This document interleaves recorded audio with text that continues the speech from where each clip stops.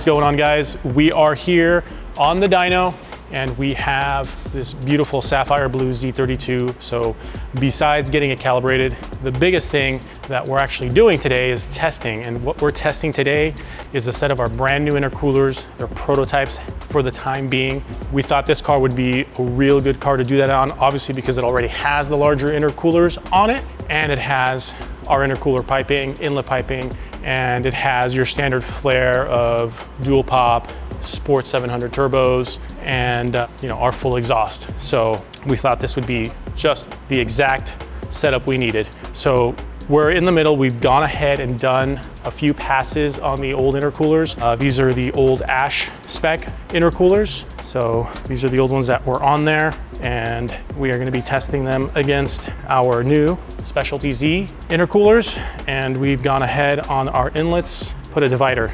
So this is to help distribution of airflow through the core so that we can get better airflow throughout this whole core and utilize that space more effectively. So you can see the differences here. We'll get measurements on our videos, and we are using a core that should drop our intake air temps. So we'll go through the data once we analyze it and collect it, and we'll run through it all. But we're hoping, of course, to see more horsepower and better intake air temps. So that, of course, is the goal, as it always is. And we're gonna obviously test fitment today, along with other few things. So stay tuned and let's do it.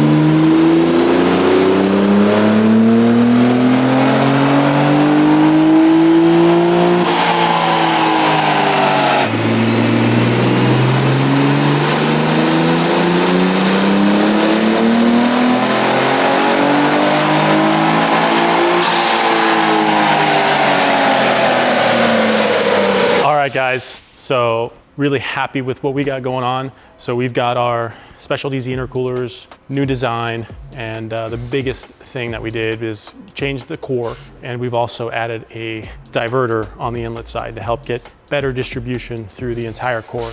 Right off the bat, making even just the first pass, we're seeing about a 15 to 20 degree drop in intake air temps at the very top. So we'll get this data in the video so you guys can see it. Really, we're just measuring the intake air temp that we're seeing when it's going into the engine. I didn't do anything fancy pre or after, unfortunately, just because didn't have the time in the middle of this crazy move. So just wanted to get to the meat and potatoes part of it, was making sure our boost didn't severely drop, making sure we didn't lose power, and making sure that we were bringing intake air temps down. So with that being said, 15, 20 degrees of intake air temp reduction with our intercoolers over these old Ash massives, and we didn't see any pressure drop. So I was expecting maybe to see a little bit of pressure drop because of how much denser the core we're using now. That is obviously going to translate into better air temps, lower air temps, but sometimes can get a little restricted and you can lose a little bit of boost pressure. That's not the case. Boost pressure is nearly identical with these cores that are, so to speak, freer flowing, but we're getting to have our cake and eat it too. So we're seeing no drop in pressure. We are seeing a reduction in intake air temps. And with that, we're seeing some gains of power. So these new intercoolers are doing what they need to do. So let's take a look at what we have here. What I'll do is I'll scale the boost so we can see it, but again, we'll put this in the video. Red is with the new intercoolers, blue is with the old intercoolers. So we can see basically from right around 3,800, we're seeing a nice gain in power and really a meteor difference above 5,500. Right at 5,500, 56, we're seeing nice gains there.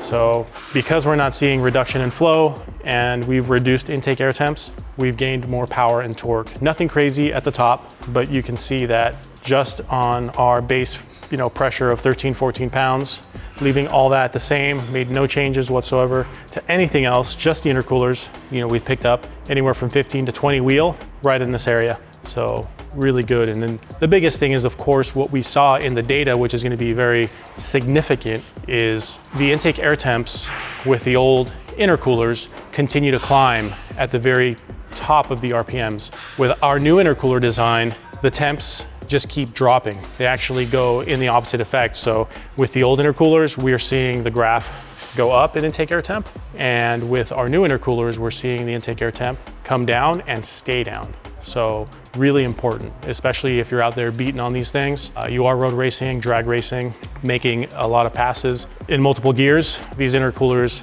are going to do a much better job to keep away the heat soak and a runaway freight train, so to speak, of intake air temps just going through the moon. So, which is super, super important. So we'll get that up and yeah, super happy. All right, so we just got done making about 8 passes on the dyno, just 91 octane. This car is running our catch can kit. Simple but effective little setup. And you can see that just with about 7-8 passes on the dyno, how much condensation we build up. So if you think about that, that's what's going into your inlet tract, so into your turbos on both sides. And over time, of course, you're gonna get that oil vapor and oil mist mixing in with this, and you'll really gunk things up. So again, this will get into your intercoolers, which you really don't want, especially as oil gets in there. You get that oil film that contaminates the inside of the piping, your cores, and effectively gets into your engine, which will lower the octane of your fuel. So that's why it's good when you are far away from stock to have some sort of catch can setup to collect all this nasty stuff.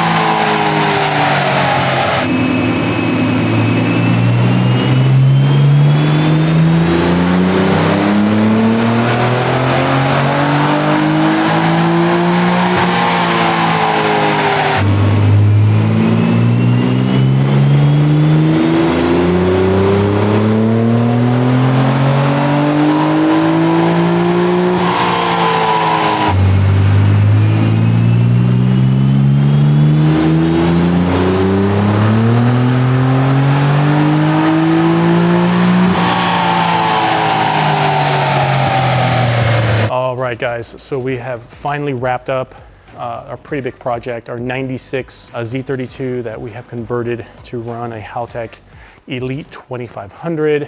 But besides all that, we've done quite a bit. We removed the engine.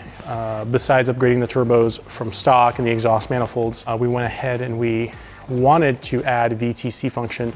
So what we did is we dropped in a set of the JWT 500 cams, added the VTC solenoids, converted the harness, and essentially we left the engine alone. So it's still a stock block, stock head, just with 500 cams and the upgraded springs. But the valves are the same, the heads weren't removed off the block, all that has stayed factory. Biggest reason why is we weren't looking to make a whole ton of power with this thing, really about 600 wheel. The stock engine just ran so good and had really good compression and leak down results. So basically freshened it up, added our oil pan, replaced the rod bearings while we were in there, and we did our Gen 2 GTX JWT 2860 upgrade. It already had our intercooler piping. It had ash massives. This is the car that we did our testing with our Specialty Z divided inlet intercoolers. Needless to say, it's done really, really well. It's exceeded our expectations. Not so much in how much power it's made, but how much power it's made on a certain amount of boost pressure. So this thing is pretty darn efficient. So just at 13 pounds of boost, we were making 485 wheel. And just at 15 pounds of boost, we were making well over 500 of the tire on 91 octane. Really, really good. So not really needing to stress the system out to make that kind of power. Already had our 3-inch exhaust, switched over to our 5-bolt 3-inch downpipes, had the high flow cats in there already. Dual pop was in there. We added our billet aluminum dummy MAFs in place because we don't need the factory N62 MAFs anymore. Since it's on the standalone ECU, it's got a MAP sensor, MAP, and yeah, needless to say, let's go take a look at the dyno sheets. Of course, it has our inlet piping. Trying to see if I don't forgetting anything. It has our flex fuel kit that goes into the return line. So if you look at it, really clean, simple setup on this Z32. All right, so this is where we've ended up on 91 at 13.7 PSI.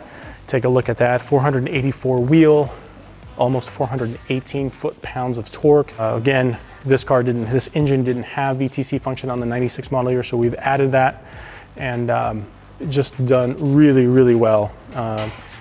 Really good power. It just goes to show you what cams can do, and having all of the breather mods. And on top of that are divided inlet intercoolers. So just at a really low boost pressure, we're making really good power and no head work whatsoever. I'll pull up the 15-pound PSI run and we'll take a look at that. Then this again is on 91 octane. All right, so in red, we bumped it up, just a little over a pound, and you can see how well it responded. Didn't go all the way through, just to kind of make a quick pass of it. But you can see, foot-pound or torque jumped up 30 foot-pounds, and our horsepower, easily jumped up 22 wheel just by increasing it about a pound. So really, really solid numbers on 91. And then let's go ahead and we'll pull up what we did on the ED5 for reference. And you'll see how our boost pressure really doesn't have to go up a whole ton to make the power. All right, and so here's where we ended up. And you're probably asking, well, why didn't you turn it up more, Seb? Couldn't you go up a little higher? Well, no, not really. We are on the Nismo 740cc injectors, so we really can't go more than this. We're already maxing out our injector. Again, our goal here wasn't to make crazy power, but to make more power than we had before, and we've definitely crushed that goal. But essentially just to make a 600 wheel, really efficient Z32. So besides the injectors, it is a stock bottom end. This car, of course, does have plans at one point to go to the track.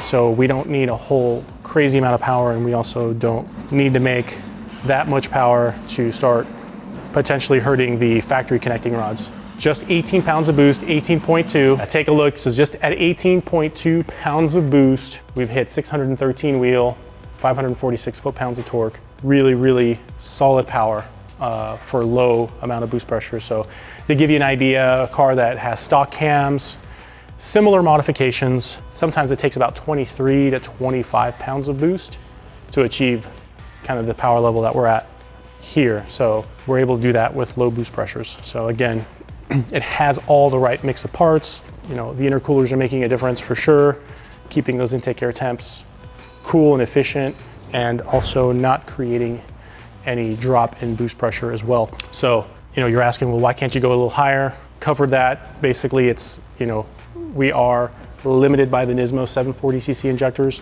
Really, this is about as much power as you really want to make on those. And then again, we're on a stock engine, so we don't need to start bending or breaking connecting rods. The goal for this car was to make a very efficient 600 plus horsepower Z32 and keeping it reliable. So adding all these bits and pieces, running the Haltech Elite, everything is done with a purpose. Anytime we, work on these cars, or any car for that matter, choosing the right parts makes a big difference. So there you have it. We're gonna need a set of new tires for this bad boy, because those things aren't gonna do the job.